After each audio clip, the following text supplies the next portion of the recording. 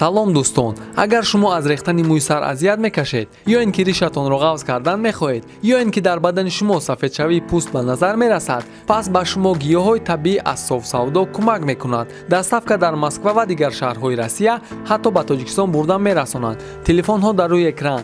Мо интизори занги шумо.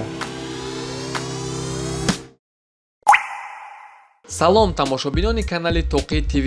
Хабари тару тоза ва муҳим барои дӯстдорони ММА ё ин ки мухлисони Ҳабиб Нурмагомедов. Муҳориба байни Ҳабиб ва Тони Фергюсон 4 маротиба бо сабабҳои гуногун қатъ гардида буд ва Дана Вайт тасмим гирифт ки маротибаи панҷум муҳорибаи онҳоро ташкил кунад. Рости гап айбои Конор Ҳабиба бисёртар ждат дистанша. Аввалин бор Ҳабиб дар пресс-конференсия асабӣ шуд ва каме ҳам бошад ба Тони гапҳои дағал гуфт. Аз ҳамин сабаб ин муҳорибаро ҳама дӯстдорони ММА бесаброна интизоранд. Ҳабиб ва Тони бояд дар UFC 249 вомехӯрданд, аммо бо сабабҳои ба ҳама маълум дар Амрико гузаронидани UFC 249-ро иҷозат надоданд, чунки айни ҳол бо шумораи сироятшудагон Амрико ҳам Хитой ва Италияро гузашт. Албатта ки ин ҳодисаҳо Дана Вайтро низ ба ташвиш овард ва видео карда гуфт ки чӣ мушкилие ки набошад, муҳорибаи Ҳабиб ва Тони ҳатман ташкил карда мешавад. Дана Вайт ҷои гузаронидани UFC 249-ро мекофт то ин ки бехатар гузаронида шавад. Аз рӯи овозаҳо бояд дар Абу-Даби мегузашт. Фаррух, бачаи тоҷике ки байни варзишгарони ММА машҳур аст, ба Дана Вайт муроҷиат карда гуфт ки UFC 249-ро дар Тоҷикистон гузаронад. Хай ин гапа дар комментҳо ҳар кас ҳар хел ҷавоб дод. Мухлисони Ҳабиб ва Тони дар комментариҳо байни ҳамдигар суханҳои қабеҳ гуфтанро сар мекарданд. Ҳабиб метарса, Тони рихай, эй бой намеша, хай ва ягала гапҳои дига. Дирӯз Ҳабиб Нурмагомедов прямо эфир карда ҳамаи ҳодисаро аз аввал нақл кард. Албатта ки ин суханҳо дили миллионҳо одамонро зиқ кард. Ҳабиб гуфт ки вақте ки ӯ фаҳмид муҳориба дар Абу-Даби мегузарад, ба он ҷо рафт, аммо аз ҳисоби вабои ҳамаро ба ташвиш оварда ӯ натавонист ки ворид шавад. Баъдан ба Федератсияи Русия ба Доғистон баргашт ва дар он ҷо машқ карданро давом дод. Ҳабиб дар суханҳояш мегӯяд ки Дана Вайт UFC 249-ро дар Амрико гузарониданист. Рақиби нави Тони бошад, ин Ҷастин Гейҷ мебошад. Ҳабиб бошад аз Русия баромадан наметавонад, чунки ҳамаи сарҳадҳо бастаанд ва вориди Амрико низ шудан наметавонад. Яъне ки худи Ҳабиб низ боварӣ надорад ки маротибаи панҷум ин рақобат ташкил карда шавад. Биёед суханҳои Ҳабибро аз худаш гӯш мекунем.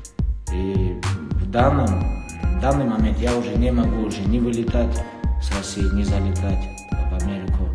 И в таком, скажем, в изоляции нахожусь. Ну, точно так же, как и все вы. И вот сейчас до меня дошла информация, что UFC готовит турнир уже в Америке. Они с каким-то штатом договариваются, что они хотят провести этот турнир в Америке.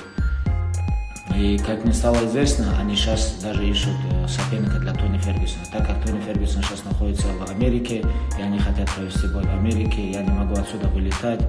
И чтобы провести бой, для Тони нужен соперник. А я нахожусь здесь, в России. И здесь я нахожусь не по своей воле. Так что в данный момент я нахожусь такой в недоумении, так скажем, что пройдет, как пройдет, в каком формате. И точно так же, как и у вас, у меня очень много вопросов. Но в любом случае, что есть, то есть. Всевышний лучше знает. У меня в жизни, у меня в спортивной карьере было много таких моментов, когда я получал травмы, когда меня там госпитализировали, когда мне, например, отправляли контракт на бой, чтобы я подрался за пояс, и в самое последнее время от меня этот контракт забирали. Много таких моментов было, когда я думал, что на самом деле, что все плохо.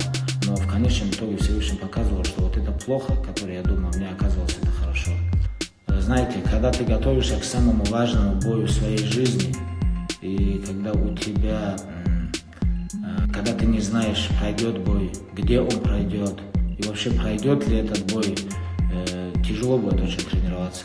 Когда весь мир сидит в изоляции на карантине, тебе приходится гонять 12-13 килограмм, оставаться сфокусированным, оставаться в форме, это чуть так нелегкое дело, так скажем.